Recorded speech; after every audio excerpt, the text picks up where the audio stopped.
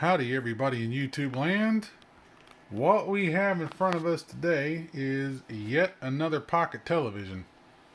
So this one, for some reason I like collecting these, I don't know why, but this one is a Memorex brand, which I believe this is just a rebadged Casio, because I've seen this before. So this was a Hamfest find back in last month, November of 2022. I think it was like $10. I don't remember what it was exactly, but so I haven't tried it yet. I don't know if it works. I got some batteries on the standby over there. So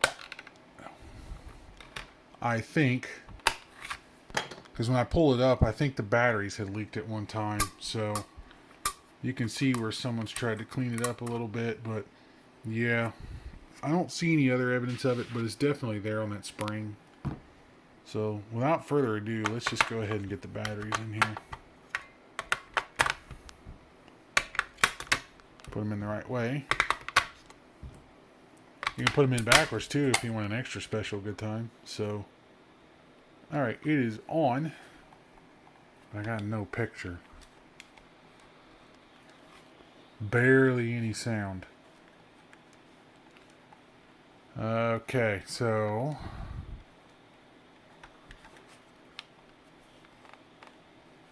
see, let's put this on VHF.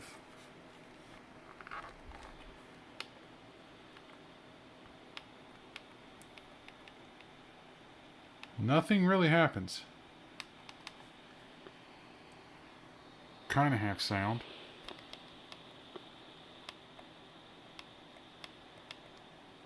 Sort of.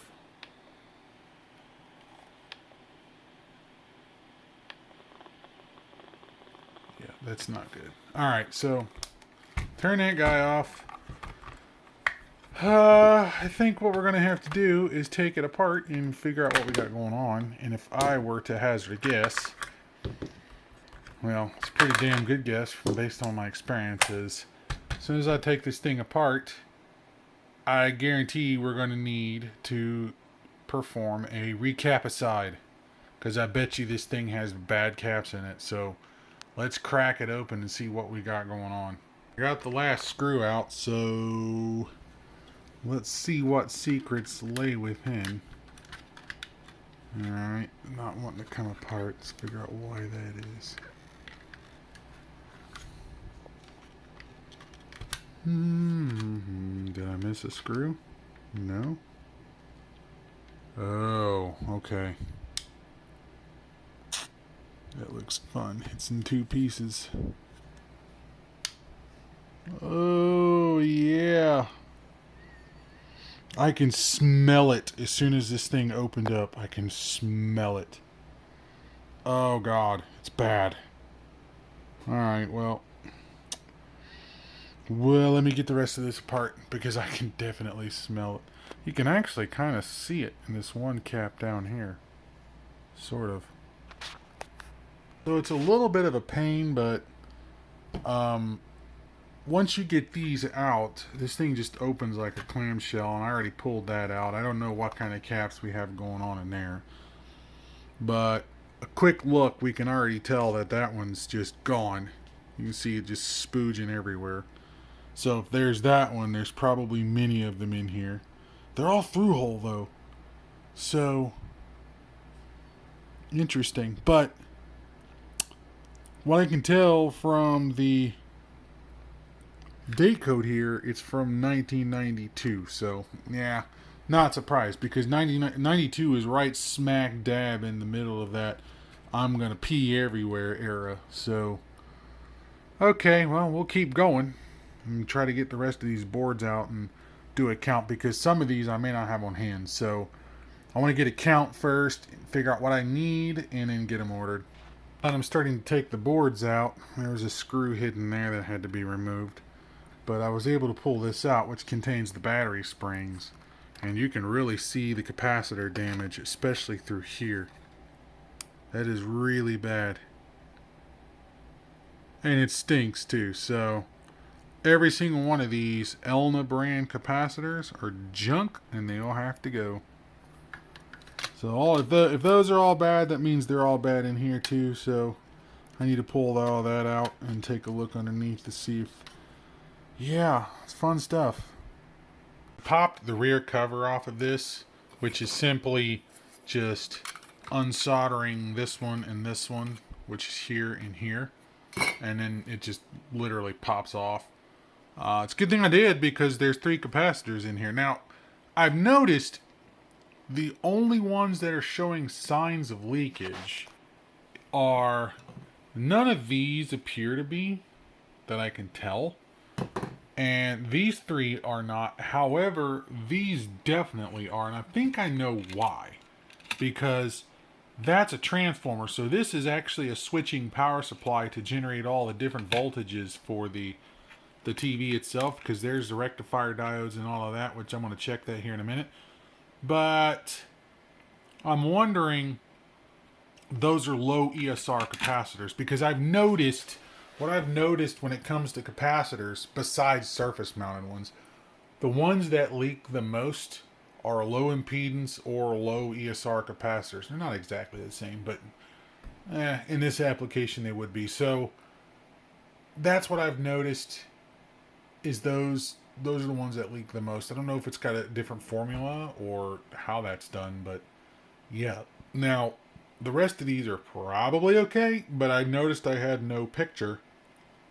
So, yeah, I'm wondering, it's either missing a voltage or there's another fault in here somewhere, but I can't even begin to troubleshoot it until the caps are even replaced. Otherwise, I'm just wasting my time. So, I'm going to get a list together, and we're going to get a parts order going. I'm not going to order them right now because I've got a bunch of other crap in the pipeline that I need to take care of first. So anyways, for you, it'll be in the next 5 seconds. We'll be on the next part of the video. But for me, it might be, I don't know, weeks or a month or whatever. But in the meantime, we'll just go ahead and get a order together, and we'll move on to the next thing and then come back to this guy. Alright, so we are back on the Memorex rebadged Casio TV here. I've got my capacitor diagram all laid out for both these 2 boards, because there's one on the front and one on the back side. The only thing left is that one, which is still quite fascinating to me because it has full-size fluorescent bulbs in there with filaments. Yeah, it's kind of... Anyways, primitive technology of the time, I guess. Alright, got all my caps in here, and then the big 3 important ones that are leaking, as far as I can tell, are these 2 and this one, which those are low ESR caps, so I'm not surprised. So we'll get all that out and get them replaced. Once again, there's these stupid low profile ones, which are getting harder to find. But that's just how it goes. Now the fun begins, because we have to clean up all this rotten trace damage. I got all the goo off the board with the Q-tip. So there's still some issues here. I got to poke those holes through because there's some fluid down in there. But yes, got to clean up all that corrosion, just like we do with any other thing that has all this crappy corrosion on it. And hopefully that solves a lot of our issues, but we shall see. I got all of the capacitors replaced. I had to get in my bag for the ones I already had. My low profile caps collection is getting pretty large, because the problem is it's just, yeah, it's, anyways. So I had to put one of the original caps back in, because the only ones that I can get with the short enough height are these here. They're 470s at 10. Focus. Anyways, so 470s at 10. The problem is it's just about a millimeter too tall, which runs right into this plastic, so it bows the board when you put the screws in, so that's not going to work. I put that in. It's not leaking. Hopefully it stays good. If not, then it's going to be fun trying to find a replacement. I can't get a long one and bend it over because it's going to get in the way of the speaker. The only room I have potentially is between here and this post. I got a little spot there I can bend it, but anyway, so all of the rest of them are replaced. Got that cleaned up the best I possibly could. And same thing over here. I got the low ESR cap where it goes, but all the other ones have been replaced. Now, I can't get these 0.1s and 0.47s and electrolytics anymore. I can only get them in tantalum, so that's what went in there. And that's it. We have a bipolar cap, but notice the newer bipolars are much, much larger than the old ones. They don't make those anymore.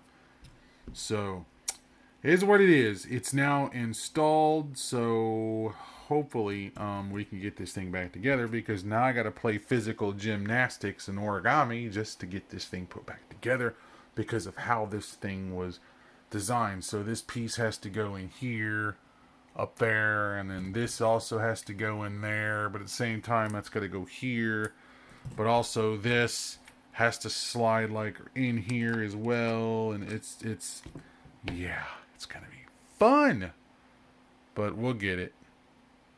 Yep, that's how it goes back together, is you got to assemble it in two halves. So you got the ribbon cable, and then the inverter gets shoved in there, and then all of that fun stuff. But you see what I mean by the clearance on the height? Because this one is just a bit taller.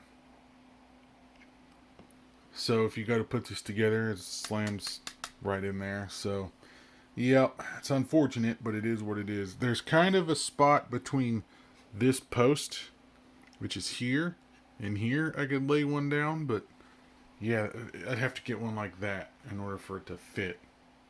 I got the terminal cleaned up a bit because it was corroded from battery goo. Be nice to find replacement terminals. I think you can get them on Amazon, but probably not this specific size. But I don't know. We'll see. In the meantime, let's get some batteries in it, and let's see if this thing actually works. It does. Kind of. Oh yeah, you can see it.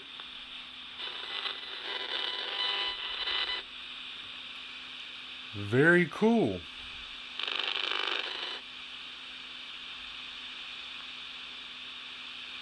Huh. It does work. Now I don't know if it's not gonna pick up anything because I don't have a.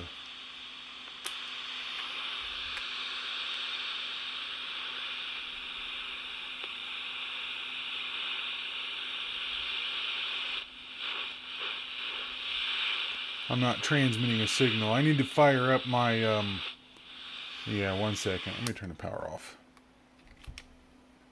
I got the equipment rack fired up. So, what am I picking up? Oh yeah, it's the light behind me. Huh. It's the one up here on the ceiling. Wow. Bask in that passive matrix glory. Oh yeah, but you know what? It's working. I don't have any sound because I don't have the music playing in the rack. But I got the rack fired up with the Weather Star, and it's working.